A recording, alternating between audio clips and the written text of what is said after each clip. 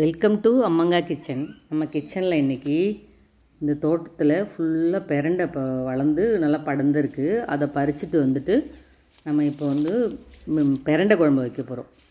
அந்த பெரண்டை குழம்பு வந்து ரொம்ப மெடிசன் வேல்யூ உள்ளது. நம்ம எலும்புக்கு, நம்ம மூட்டு வலி உள்ளவங்க, அப்புறம் வந்து பைல்ஸ் உள்ளவங்க, வயிறு நல்லா ஒரு மாதிரி உப்புசமாக ஆகிட்டு இருக்குல்ல, அது மாதிரி நிறைய விஷயங்களை வந்து இந்த பெரண்டை குழம்பு வந்து சரி பண்ணும். வாங்க அது எப்படி செய்யுதுன்னு பார்க்கலாம். இப்போது பெரண்டை குழம்புக்கு வதக்கி அரைக்கிறதுக்கு தேவையான பெரண்டை, இது வந்து உருட்டு பெரண்டை. அதை வந்து நல்லா க்ளீன் பண்ணி அதில் சைடில் உள்ள நாரெல்லாம் எடுத்து வச்சுருக்கோம். அது பிஞ்சாக இருக்கிறனால அப்படியே போட்டாச்சு. ரொம்ப கொஞ்சம் முத்தலாக இருந்தால் அந்த சைடில் உள்ள நாரெல்லாம் எடுத்துட்டு நல்லா கழுவி க்ளீன் பண்ணி எடுத்து வச்சுருக்கோம். இப்போது 2 தக்காளி, மீடியம் சைஸ் தக்காளியை பொடியாக நறுக்கி வச்சாச்சு. கொஞ்சமாக பெருங்காயம், ஒரு கைப்பிடி அளவுக்கு சின்ன வெங்காயம், பூண்டு பல் ஒரு 8-10 அளவுக்கு, ஜீரகம் 1/2 ஸ்பூன், மிளகு 1/2 ஸ்பூன், 2 பத்தை தேங்காய், கருவேப்பிலை.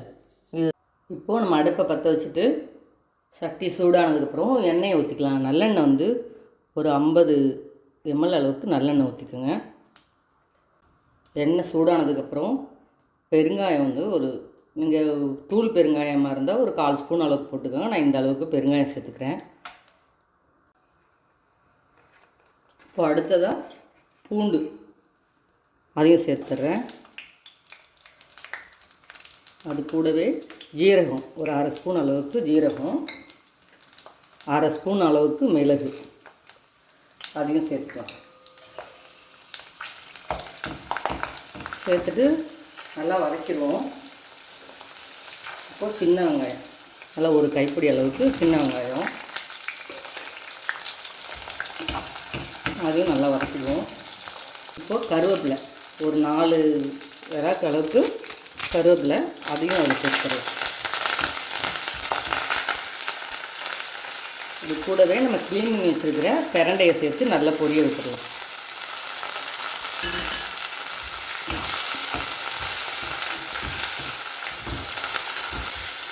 பெரண்டையை க்ளீன் பண்ணும்போது கையில் கொஞ்சம் எண்ணெய் தடவிக்கிட்டு க்ளீன் பண்ணோம்னா கையெல்லாம் அரிக்காது.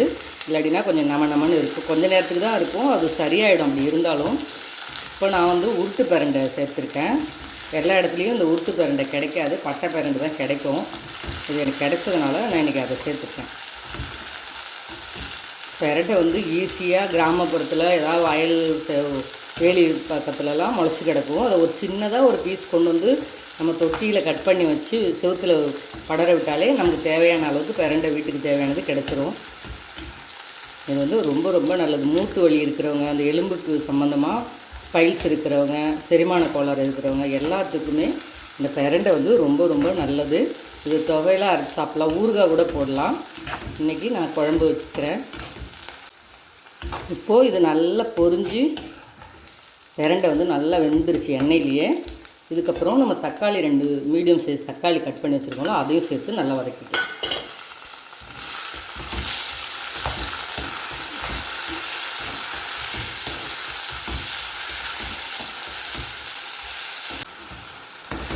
இப்போ எல்லா தக்காளி எல்லாம் நல்லா வதங்கிடுச்சு. இதுக்கப்புறம் அடுப்பை ஆஃப் பண்ணிவிட்டு இது அப்படியே ஆற வச்சு அரைச்சி எடுத்துகிட்டு வந்துடலாம்.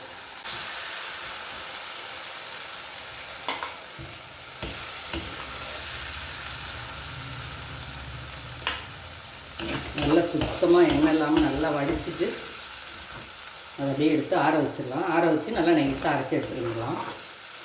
இப்போது இதே எண்ணெயில் இன்னும் கொஞ்சம் மட்டும் ஒரு 1/2 ஸ்பூன் மட்டும் எண்ணெய் ஊற்றிட்டு இதில் வந்து வெந்தயம், கடுகு, ஜீரகம் 3 எடுத்து வச்சுருக்கேன். அதை சேர்த்து பொரிய விட்டுடலாம். இப்போ இது கடுகு எல்லாம் பொரிய ஆரம்பிச்சிருச்சு. இது கூட பூண்டு, வெங்காயம் 2 சேர்த்துறோம். வெங்காயத்தை கட் பண்ணி சேர்த்துக்குங்க. அது கூடவே கருவேப்பிலை, அதையும் சேர்த்து நல்லா வதக்கிக்கலாம்.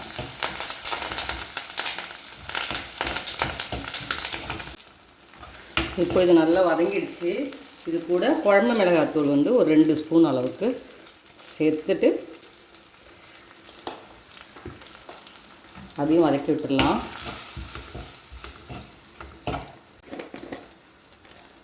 இப்போ இதில் கொஞ்சமாக மஞ்சத்தூள், அதையும் சேர்த்துட்டு நல்லா வதக்கிட்டு இப்போது இந்த மிக்ஸி ஜாரில் இது கூடவே தேங்காயும் சேர்த்து நல்லா நைஸாக அரைச்சி எடுத்துகிட்டு வந்துடலாம்.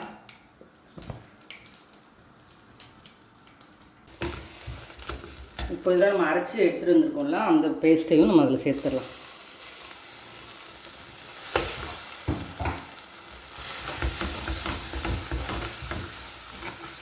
இப்போ நல்லா வதக்கி விட்டுடலாம்.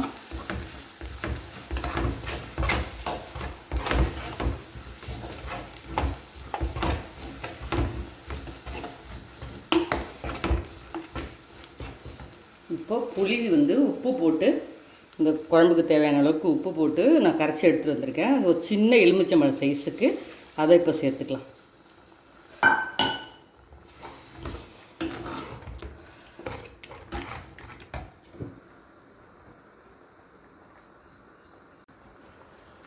இப்போ நம்ம வந்து இந்த மிக்சியை கழுவிட்டு அந்த தண்ணியும் அதில் சேர்த்துக்கலாம். இப்போது அதுக்கு ஒரு மூடி போட்டு குழம்பை கொதிக்க விட்டுடலாம். குழம்பு வந்து கொஞ்சம் நல்லா தளதளன்னு கொதிச்சதுக்கப்புறம் அடுப்பை நம்ம கொஞ்சம் சிம்மில் மீடியம் ஃப்ளேமில் போட்டு ஒரு 10 நிமிஷம் அப்படி கொதிக்க வச்சுக்கலாம். இப்போ வந்து ஹைலியே கொதிக்கட்டும். இப்போ குழம்பு நல்லா எண்ணெய் பிரிஞ்சு வந்துருச்சு. இப்போ நம்ம அடுப்பை ஆஃப் பண்ணிடலாம். இந்த அளவுக்கு நம்ம வந்து குழம்பு ரெடி ஆகிடுச்சுன்னா நல்லா டேஸ்ட்டு சூப்பராக இருக்கும். இது உடம்புக்கு ரொம்ப ரொம்ப நல்லது. ஒரே ஒரு பிரண்டை கிடைச்சா கூட கொண்டு வந்து நட்டு வச்சுருங்க. அது பாட்டுக்கு படரும். வாரம் இல்லை 15 நாளைக்கு ஒரு தடவை இதை நம்ம நல்லா பறிச்சுக்க முடியும். அந்த அளவுக்கு நமக்கு தேவையானது கிடச்சிரும்.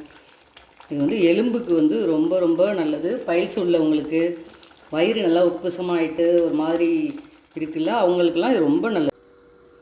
இப்போ குழம்பு நல்லா கொதிச்சிருச்சு பாருங்கள். எண்ணெய்லாம் நல்லா பிரிஞ்சு வந்துருச்சு. இது போதும். இப்போ அடுப்பை ஆஃப் பண்ணிடலாம். அவ்வளோதாங்க, நம்ம பிரண்டை குழம்பு ரெடி. இதை நீங்கள் அப்படியே ஒரு 4-5 நாளைக்கு கூட அப்படியே ஃப்ரிட்ஜில் வச்சுட்டு சாப்பிட்லாம். ரொம்ப ரொம்ப ஹெல்த்தியான ஒரு குழம்பு, ஒரு ஹெல்த்தியான பிரண்டை குழம்பு ரெடி. இதே மாதிரி நீங்களும் ட்ரை பண்ணி பாருங்கள். ட்ரை பண்ணி பார்த்துட்டு எப்படி இருக்குன்னு கமெண்ட்டில் சொல்லுங்கள். அம்மங்கா கிச்சனை லைக் பண்ணுங்கள், ஷேர் பண்ணுங்கள், சப்ஸ்கிரைப் பண்ண மறந்துடாதீங்க. நன்றி, வணக்கம்.